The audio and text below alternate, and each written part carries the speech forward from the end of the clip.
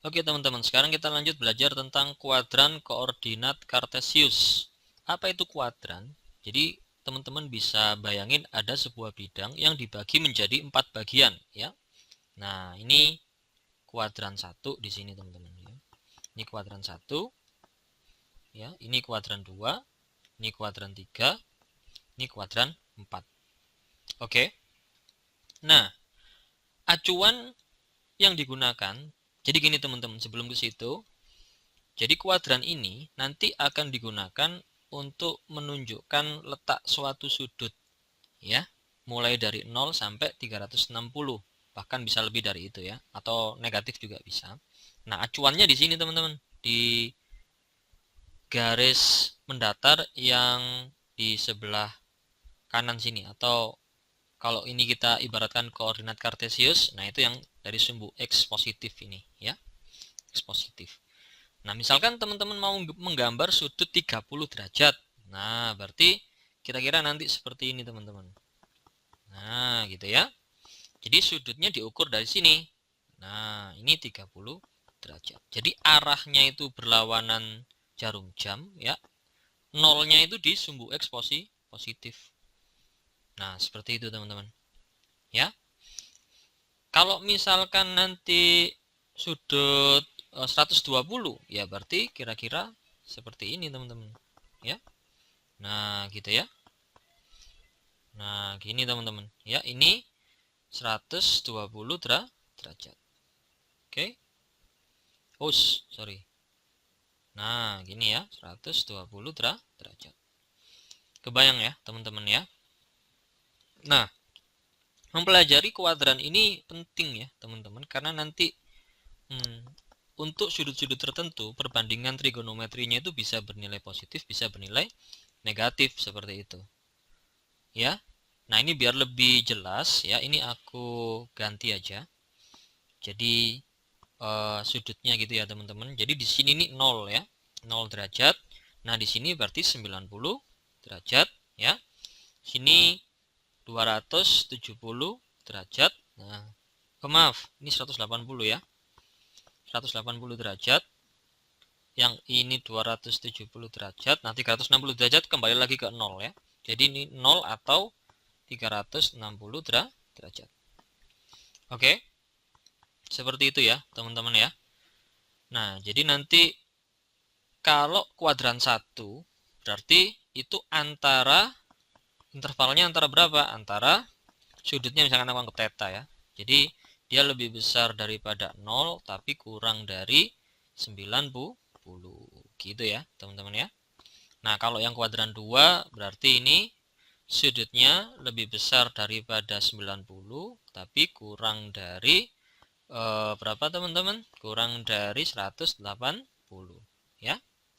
Kuadran 3 berarti sudutnya lebih dari 180 tapi kurang dari 270 ya. Untuk kuadran 4 berarti antara 270 kurang dari 360. Seperti itu, teman-teman. Oke. Nah, jadi sementara segini dulu ya, teman-teman. Nah, kita lanjutkan ya. Kita coba pelajari tentang perbandingan trigonometri di setiap kuadran di sini, teman-teman. Ya, kita mulai dari yang kuadran 1 dulu ya, karena ini merupakan basicnya.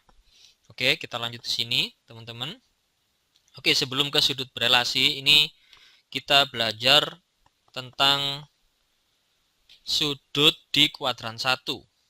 Misalkan kita buat sudut let's say 60 derajat atau 30 derajat ya, teman-teman. Misalkan seperti ini kayak tadi, ya. Nah, ini ke sini 30 derajat ya. 30 derajat. Nah, jadi ini kita bisa buat segitiga, teman-teman ya. Kita proyeksikan ini ke sini. Oke. Ya, ini juga ya. Nah, seperti ini, teman-teman. Oke. Nah, jadi segitiga yang terbentuk kan ini segitiga siku-siku di sini nih. Ya.